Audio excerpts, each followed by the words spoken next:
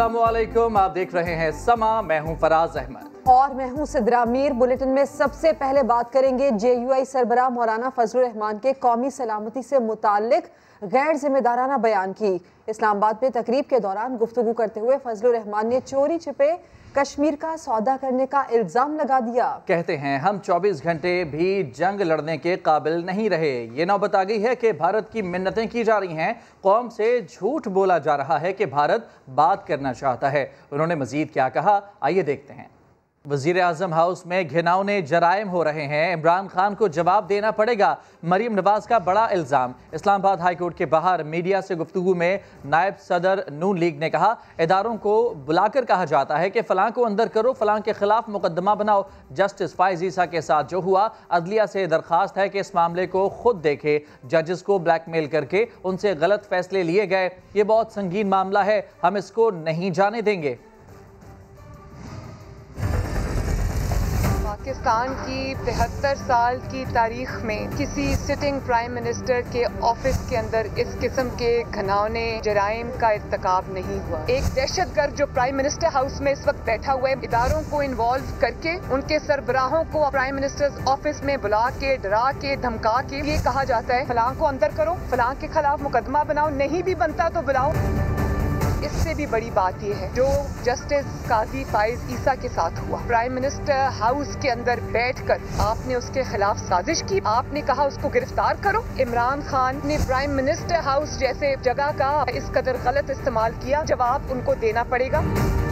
Justice Shaukat अजीज सदीकी साहब को भी इंसाफ दिया जाए। जुडिशरी से ये रिक्वेस्ट करूंगी, जो काजी फ़ाइज़ ईसा साहब के साथ हुआ उसके ऊपर जुडिशल कमीशन बनाएं। काजी फ़ाइज़ ईसा साहब के केस में इमरान खान के ऊपर इल्जामात लगे। दहशतगर्दी का मुकदमा मेरे खिलाफ बनता है या इमरान खान के ऊपर बनता है? जजेस को ब्लैकमेल करके गलत फैसले उनसे लिए, ये बहुत संगीन मामला है। अदलिया से भी ये रिक्वेस्ट करूँ, इस मामले को खुद देखें, हम इसको नहीं छोड़ेंगे, आखिर तक लेके जाएंगे।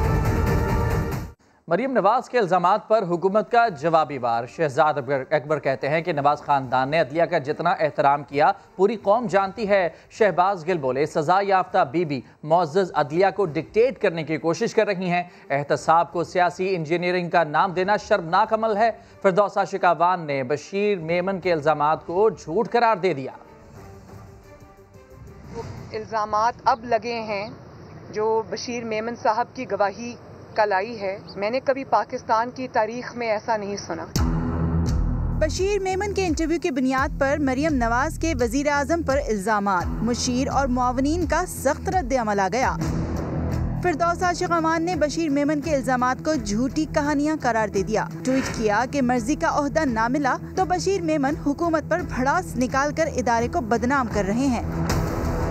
मुशीर दाखिला शहजाद अकबर ने ट्विटर पर लिखा, मोहतरमा, आप और आपके खानदान ने अदलिया का जितना एहतराम किया है वो पूरी कौम जानती है। आपके अब्बू ने गुंडों से चीफ जस्टिस और सुप्रीम कोर्ट पर हमला कराया। गौहर अयूब से कहा, चीफ जस्टिस सज्जाद अली शाह को हथकड़ी लगाने का तरीका निकालो। आपके चचा शहबाज शरीफ ने जस्टिस क़य्यूम पर मनपसंद फैसले के लिए दबाव डाला। मुआविन खुसूसी शहबाज गिल का कहना है, सजा याफ्ता बीबी मुअज़्ज़ज़ अदलिया को डिक्टेट करने की कोशिश कर रही हैं। जजों को वीडियोस के जरिए ब्लैकमेल करने की कोशिश पुरानी हो गई। एहतसाब को सियासी इंजीनियरिंग का नाम देना शर्मनाक अमल है। हमारे हुक्मरानों ने लंदन के अमीर तरीन इलाकों में जायदादें बनाई, वहाँ महल्लात बनाए जहाँ बरतानिया का वज़ीर आज़म भी जायदाद नहीं खरीद सकता। वज़ीर आज़म इमरान खान की साबिक हुक्मरानों पर लफ्जी गोलाबारी। कहा, माजी की हुकूमतों ने बलोचिस्तान पर तवज्जो नहीं दी, छोटा सा तबका मुल्क पर कब्जा करके बैठा है। पाकिस्तान तब तरक्की करेगा जब निचला तबका तरक्की करेगा। वज़ीर आज़म ने बलोचिस्तान में शाहराहों की तामीर के मंसूबों का संग बुनियाद रख दिया। हमारी जब गवर्नमेंट 2013 में पख्तूनख्वा में आई, पख्तूनख्वा का सबसे बुरा हाल था। जो सारी वॉर ऑन टेरर का नुकसान हुआ था वो कबायली इलाके में और पख्तूनख्वा में नुकसान हुआ। सबसे ज्यादा कैजुअल्टीज दहशतगर्दी वहाँ थी। जो उस वक्त का प्राइम मिनिस्टर था वो जाके तकरीरें करता था कि बड़े वादे किए थे, नया पाकिस्तान और नया पख्तूनख्वा, किधर है वो? हेल्थ कार्ड सबसे पहले पख्तूनख्वा में हम अपने दौर में लेके आए, अस्पताल हमने ठीक किए, एजुकेशन सिस्टम पे पूरा जोर लगाया, फिर गवर्नेंस के अंदर पुलिस सिस्टम। उसका फायदा ये हुआ कि लोगों ने खुद आके वोट दी, 2/3 अक्सरियत से अब जीते। उसकी सबसे बड़ी वजह UNDP की रिपोर्ट के अंदर आई। उस UNDP की रिपोर्ट में ये आया कि जिस सूबे में सबसे तेजी से गुर्बत कम हुई थी वो पख्तूनख्वा में थी। जिस सूबे में अमीर और गरीब में फासले कम हुए थे वो पख्तूनख्वा में हुआ है। एक और UNDP की रिपोर्ट में आया है कि एलीट कैप्चर है पाकिस्तान में। एक छोटा सा एलीट मुल्क के वसाइल के ऊपर कब्जे करके बैठा हुआ है और गरीब गरीब होता जाता है और छोटा सा तबका वो आज उसके पास पैसा है जो कि बड़े बड़े अमीर तरीन मुल्क भी उनका मुकाबला नहीं कर सकते। हमारे जो हुक्मरान हैं उनके पास जो प्रॉपर्टीज़ हैं लंदन, क्योंकि मैं जानता हूँ उस इलाके में प्रॉपर्टीज़ ली हैं कि बरतानिया का प्राइम मिनिस्टर भी वहाँ प्रॉपर्टी नहीं खरीद सकता। मुल्क में कोरोना की तबाहकुन सूरत हाल मजीद शिद्दत इख्तियार कर गई। एक दिन में रिकॉर्ड 201 अमवात हुई, मजीद 5292 अफराद में वायरस की तस्दीक हुई। एक्टिव केसेस 88,207 हो गए। अरहम खान की रिपोर्ट देखिए। पाकिस्तान में कोरोना का बड़ा वार, हलाकतों का सब रिकॉर्ड टूट गया। कातिल वायरस एक दिन में 201 अफराद की जान ले गया। मजमूई अमवात 17,530 तक जा पहुंची। वैक्सीनेशन का अमल भी तेज। NCOC के मुताबिक पंजाब में सूरत हाल तशवीशनाक, जहां गुज़िश्ता 24 घंटों में सबसे ज्यादा 127 अमवात हुई। खैबर पख्तूनख्वा में 45, सिंध 19, इस्लामाबाद 5, आजाद कश्मीर 4 और बलूचिस्तान में 1 मरीज का इंतकाल। मुल्क में 5,292 नए कोरोना केसेस रिपोर्ट। फाल केसेस 88,207 हो गए। मुस्बत केसेस की शरह 10.77% रिकॉर्ड। मुल्क भर में 6,286 मरीज, 631 अस्पतालों में सिरे इलाज। लाहौर में 75, मुल्तान 74, मर्दान 73 और गुजरांवाला में 59% वेंटिलेटर्स भर गए। गुज़िश्ता रोज पहली बार वैक्सीन लगवाने वालों की तादाद 1 लाख से तजावुज कर गई। असद उमर ने ट्विटर पैगाम में लिखा, गुज़िश्ता रोज 1,17,852 शहरियों ने कोरोना वैक्सीन लगवाई। मुआविन खुसूसी सेहत डॉक्टर फैसल सुल्तान के मुताबिक 50 साल से ज्यादा उम्र के अफराद रजिस्ट्रेशन कराएं और आज से शनाख्ती कार्ड दिखाकर कहीं से भी वैक्सीन लगवाएं। अरहम खान, समा, इस्लामाबाद। भारत में कोरोना की शिद्दत खौफनाक होने लगी। 24 घंटों में एक बार फिर 3 लाख से ज्यादा केसेस सामने आ गए हैं। मजीद 3,293 मुतासरीन जिंदगी की बाजी हार गए। मरने वालों की मजमूई तादाद 2 लाख से तजावुज कर गई है। जमात इस्लामी ने पाकिस्तान स्टील के ऑक्सीजन प्लांट को चलाने की पेशकश कर दी। हाफिज नईम कहते हैं कि जमात इस्लामी के इंजीनियर्स पाकिस्तान स्टील के ऑक्सीजन प्लांट को चलाने की सलाहियत रखते हैं। प्लांट को बहाल करने पर 1 अरब रुपए लागत आएगी। ऑक्सीजन का जो प्लांट पाकिस्तान स्टील में मौजूद है, जिसकी एक बहुत बड़ी कैपेसिटी है, और अगर वो कैपेसिटी हम हासिल कर लें तो हम बहुत बुरी सूरत हाल को भी हैंडल करने में कामयाब हो सकते हैं।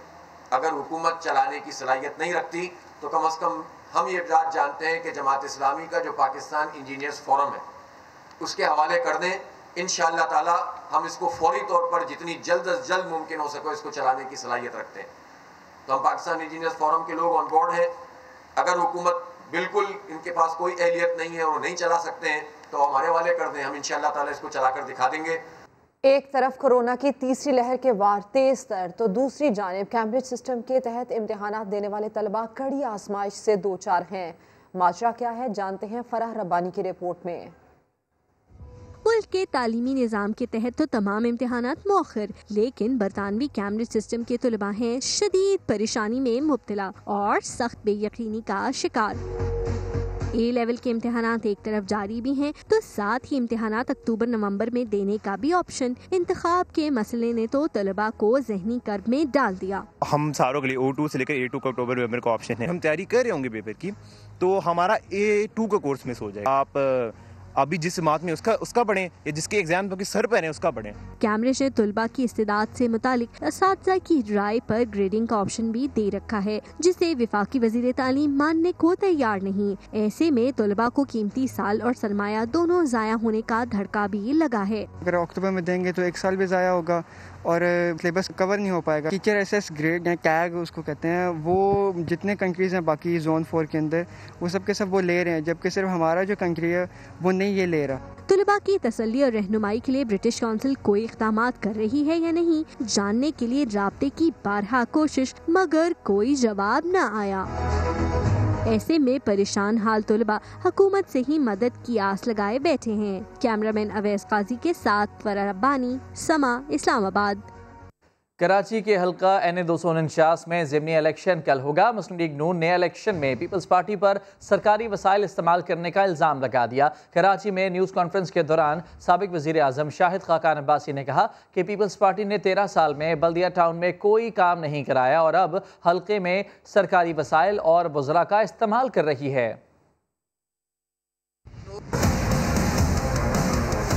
अफसोस है कि यहाँ पर सूबाई हुकूमत जो पीपल्स पार्टी की भी है, सूबाई वज़रा, सूबाई महकमे, सूबाई फंड्स सब इस हल्के में इस्तेमाल किए गए। इस हल्के की बदनसीबी ये है कि 13 साल में पीपल्स पार्टी ने यहाँ कोई काम नहीं किया, लेकिन जब से इलेक्शन शुरू हुआ है अरबों रुपए की सड़कें भी बनी हैं, सूबाई वसाइल भी आए हैं। हमें पूरा यकीन है कि कल के बाद ये वसाइल बंद हो जाएंगे और तमाम काम भी बंद हो जाएंगे। ये बदनसीबी है। जनाब फैसल वादा साहब वो इस मुल्क के पानी के वजीर थे। अगर वो अपने हल्के में 3 साल में पानी का बंदोबस्त नहीं कर सके तो वो मुल्क के मामलात पानी के क्या चलाएंगे। जो लोग न आवाम को पानी दे सके हैं, न सड़कें बना सके हैं, न गलियाँ बना सके हैं, जिन्होंने चीनी 115 की कर दी, आटा 70 रुपये का कर दिया, इन लोगों को इंशाल्लाह कल वोट नहीं मिलेगा। चंद इलाके ऐसे हैं जहाँ पर खदशा ये है कि फायरिंग कराई जाएगी ताकि वोटिंग को रोका जाए। पोलिंग स्टेशन पर स्टाफ जो कि महकमा तालीम के लोग अक्सर होते हैं, उनको रद्द-बदल किया जा रहा है और मखसूस लोगों को मखसूस पोलिंग स्टेशन पर तैनात करने की कोशिश की जा रही है। तो जनाब, रमज़ान में लूटमार का बाजार गर्म है। मुनाफाखोर 200 रुपए में बनने वाला जूता 700 से 1000 रुपए में फरोख्त कर रहे हैं, जबकि हील वाली जूती पर 1800 से जायद का मुनाफा कमाया जा रहा है। लाहौर से शाहीन मिशाल इस पर रिपोर्ट करेंगी। खवातीन के पैरों को खूबसूरती बख्शने वाले जूते हुनरमंदों के हाथों से गुजरकर कैसे लूट मार करने वाले हाथों तक पहुंचते हैं, आइए मुनाफाखोरों के इस राज से पर्दा उठाते हैं।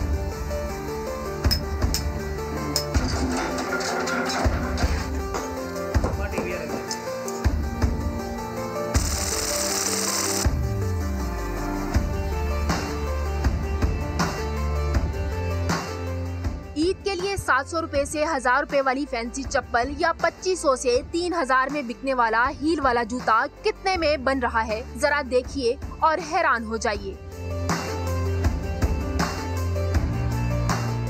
700 से 1000 रुपए वाली चप्पल की लागत कहानी, इसमें 60 रुपए का तलवा, रैक्सीन 30 रुपए का,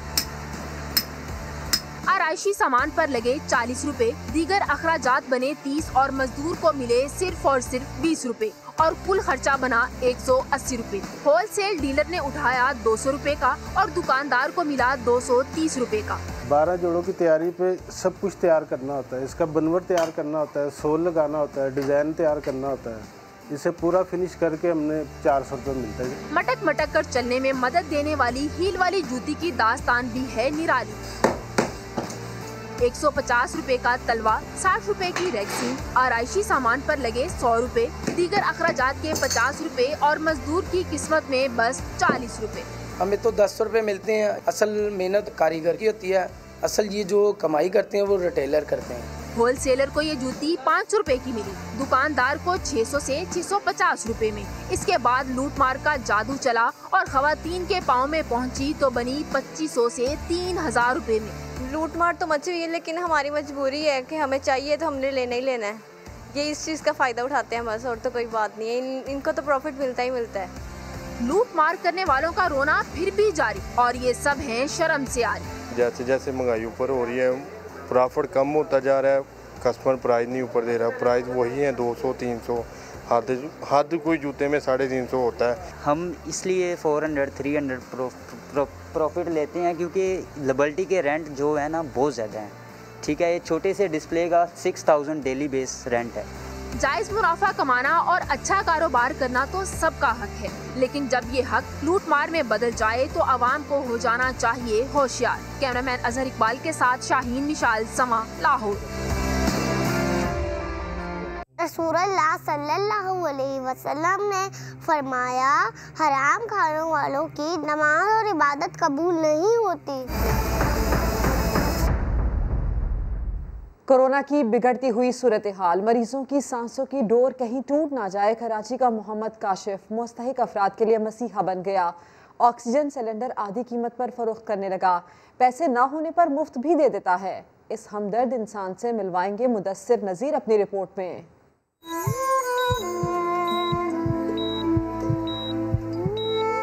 आपके पास परेशान आदमी एक आता है तो उसके चेहरे पे परेशानी आया हो रही होती है बिल्कुल, और आप उसकी परेशानी को देखते हुए भी उसकी मदद ना करें तो आप इंसान नहीं।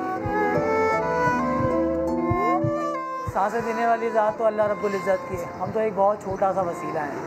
मेरा नाम मोहम्मद काशिफ है और मैं तकरीबन 26-27 साल से ऑक्सीजन फील्ड से रिलेटेड हूँ। पिछले कोरोना के अंदर एक बहुत गरीब आदमी आया था, उसने सांसों की पूरी तरीके से भीख मांगी थी कि मेरे घर में मेरे बच्चे को ऑक्सीजन की ज़रूरत है और मेरी वालदा को कोविड हुआ है, तो उसके लिए उसने बहुत गिड़गिड़ा के भीख मांगी थी कि मुझे ऑक्सीजन दे दीजिए और मेरे पास कोई पैसे पाई नहीं है, मैं कुछ भी पे नहीं कर सकता। तो हमने उसको कई अर्से तक ऑक्सीजन गैस दिए उसके घर में। फिर उसके घर से जब हमने सिलेंडर उठा लिया तो उसके बाद हमने फिर यही अपना एक इरादा बना लिया अपने दिल को कि हमने इस तरीके से मदद लोगों की करते रहनी है।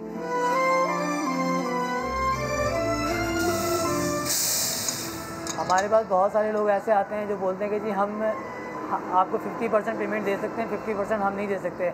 अगर फ़र्ज़ करें गैस 1500 रुपये की है तो वो बोलते हैं हम आपको 700 रुपये दे देंगे, 750 दे देंगे, 600 दे देंगे। हम बोलते हैं ठीक है।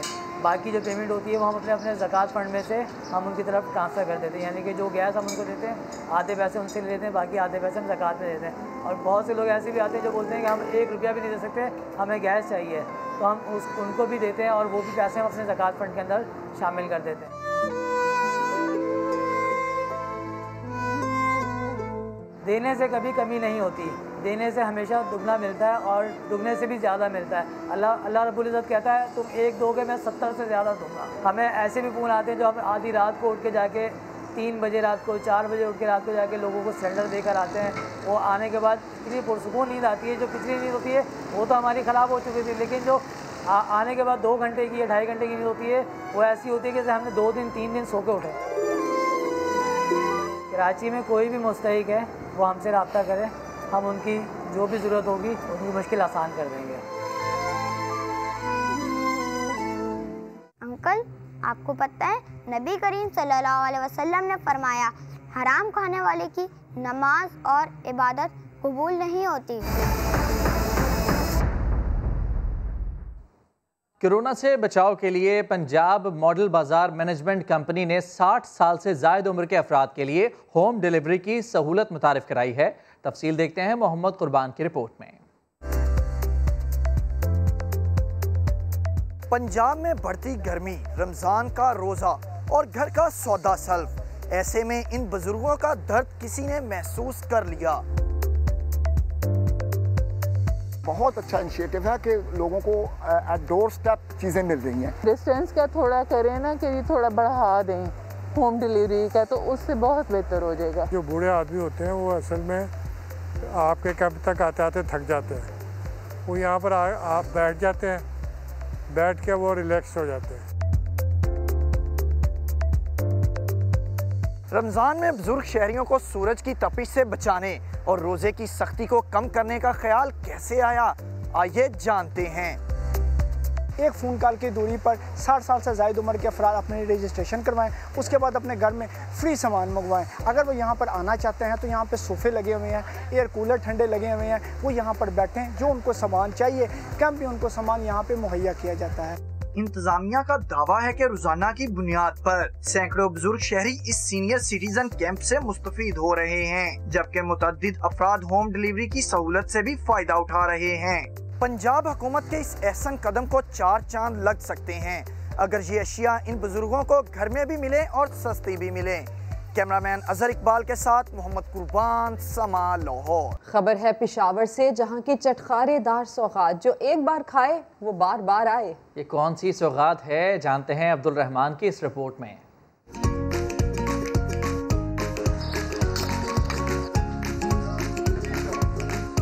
पेशावर के कदीम मोहल्ला ठंडा कुई की ठंडी गली का मशहूर मिर्चों बरा चटखारेदार कचालू पेड़ा। मखसूस शक्ल में कटे कचालू, इस पर प्याज, सुरख मिर्च और सरके का तड़का, फिर ऊपर डले मुख्तलिफ मसालों की बनी चटनी। इसे बनाए तुरश और जायकादार, जिसे देखकर हर एक के मुंह में पानी भर आए। ये काम 50-60 साल से करते हैं, दादा के वक्तों से 10-12 मसाले डालते हैं और डिमांड रोजे मिल के डिमांड बढ़ जाता है। 3 मन कचालू पेड़ा बनने और पैक होने में लगे कई घंटे, मगर फरोख्त हो हाथों हाथ। इसका चस्का जो है ना हमारी ज़बान पे ऐसा लग चुका है कि हम जो है ना इसके बगैर अफ्तारी का हमें मज़ा नहीं आता। इतनी रश होती है भाई यहाँ पर कि ये ऐसा लगता है जैसे ये फ्री में दे रहे हैं लोगों को। आप देख लें अभी थोड़ी देर में और भी रश हो जाएगी यहाँ पर, तो नंबर में खड़ा होना पड़ता है यहाँ पर।